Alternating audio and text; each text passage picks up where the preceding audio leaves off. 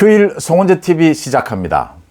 안철수 후보가 드디어 윤석열 후보에게 후보 단일화를 하자 정권 교체를 위해서 후보 단일화를 해서 러닝메이트로서 정권 교체를 이루어내자라고 제안을 했습니다. 굉장히 반기는 목소리도 있고 또 한편으로는 우려의 목소리도 나오고 있습니다. 이 의미가 어디에 있는지 또 뭐가 걱정거리인지 한번 따져보겠습니다. 먼저 송원재 TV 아직 구독자가 아니신 분들은 구독, 좋아요 눌러주시면 저한테는 큰 힘이 된다는 말씀 드립니다.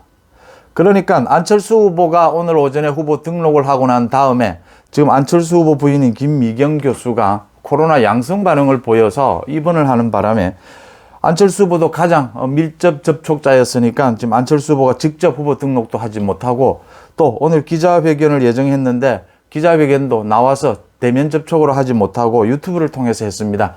기자회견을 하면서 윤석열 후보에게 후보 단일화를 하자라고 제안을 했습니다. 후보 단일화를 하는 방법으로 국민 경선, 여론조사 경선 방식을 제시를 했습니다. 그러니까 안철수 후보가 제시한 방식은 지난해에 서울시장 보궐선거 그 방식, 그러니까 여권 후보에 맞서서 누가 경쟁력, 적합도가 높으냐 이렇게 물었던 그 방식으로 여론조사 경선을 하자라고 제안을 했습니다. 하고 난 다음에 정권 교체가 가장 중요한 것이니까 누가 이기든 러닝메이트로서 정권 교체를 확실하게 이루어내자 이렇게 제안을 했습니다.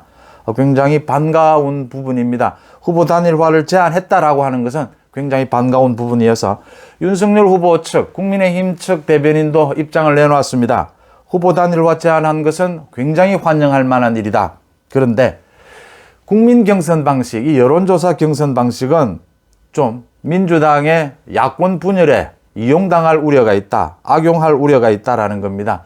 그러니까 지지율 차이가 지금 이렇게 매우 높은 상황에서는 역선택 우려를 하지 않을 수가 없다라는 부분입니다. 역선택이라는 이야기는 하지 않았지만 정권 교체를 원하는 국민적 요구에 오히려 역행할 위험을 안고 있다. 안철수 후보의 결단을 요청을 한다. 안철수 후보가 결단을 내려줘야 한다. 이렇게 국민의힘 윤석열 후보 측은 입장을 밝혔습니다.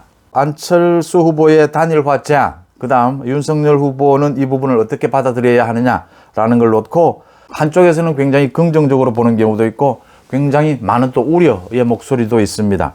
과연 이걸 어떻게 바라봐야 하느냐 하나하나 여러분들과 함께 따져보겠습니다. 먼저 후보 등록이 오늘과 내일 이틀에 걸쳐서 이루어집니다. 후보 등록을 하기 전에 단일화가 될 수 있다면 가장 바람직하다라는 것이었고 이번 주말과 휴일 윤석열 후보와 안철수 후보가 전격적으로 회동할 가능성도 있다.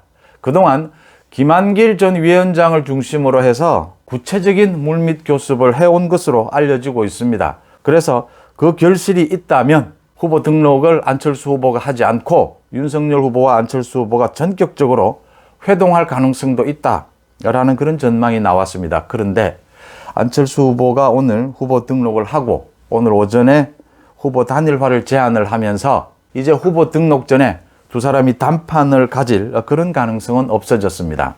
문제는 안철수 후보가 후보 등록을 하고 이렇게 후보 단일화 기자회견 제안을 한 것이 그동안 물밑에서 진행이 되어 온 단일화 협상, 이 부분에 대해서 안철수 후보가 불만을 갖고 있느냐 이렇게 해석할 부분은 아니다라고 하는 점입니다.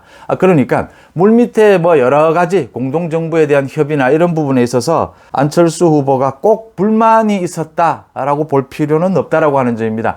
그동안 안철수 후보가 공개적으로 얘기하지는 않았지만 안철수 후보는 그러니까 여론조사 경선 방식을 계속 얘기를 해온 셈입니다. 여론조사 경선 방식이 안철수 후보가 낼 수 있는 이 명분에도 맞고 지금 안철수 후보가 당을 이끌고 있는 입장에서 일단은 여론조사 경선을 내걸어야 한다. 일단은 내걸고 난 다음에 협상에 따라서 그게 후퇴가 되든 여러 가지 방법이든 여론조사 경선을 일단은 얘기는 해왔던 부분이고 이번에 이제 공식적으로 공개적으로 이야기한 것이다 라는 부분입니다.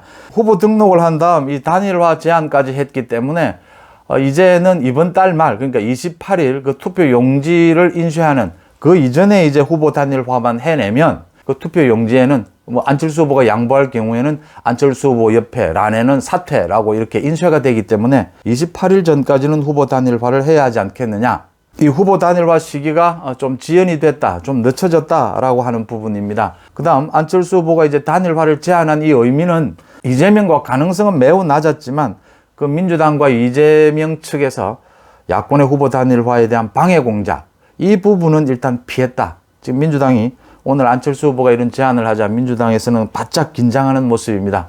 결국 올 것이 왔다. 민주당에서는 어떻게 해서든지 여기에 대해서 대처하는 방안 마련하고 있습니다. 그러니까 민주당과 이재명 후보와는 분명히 선을 긋고 안철수 후보가 윤석열 후보와의 단일화 쪽으로 확실히 무게는 실었다. 이제 그러면 안철수 후보가 이야기하는 국민 경선 방식, 이 방식을 관철을 시키려고 하는 것이냐. 일단 명분에는 여론조사를 해야 한다. 뭐 한 정당의 대표니까 명분상 제안을 한 것이냐, 무게중심이 어디에 쏠려 있느냐라고 하는 부분입니다. 그러니까 안철수 후보가 지지율이 15%에서 20% 정도가 된다면 이 여론조사 방식을 생각해 볼 수가 있습니다. 역선택의 우려가 많이 줄어들지 않습니까? 지금 지지율이 40%, 7% 이렇게 되면 민주당 지지층에서 역선택을 하고자 할 때 이건 뭐 명료하게 안철수를 선택하는 이런 역선택이 눈에 보이는 부분이지 않습니까? 이미 윤석열 후보 측에서는 그동안 여러 번 이야기를 한 겁니다.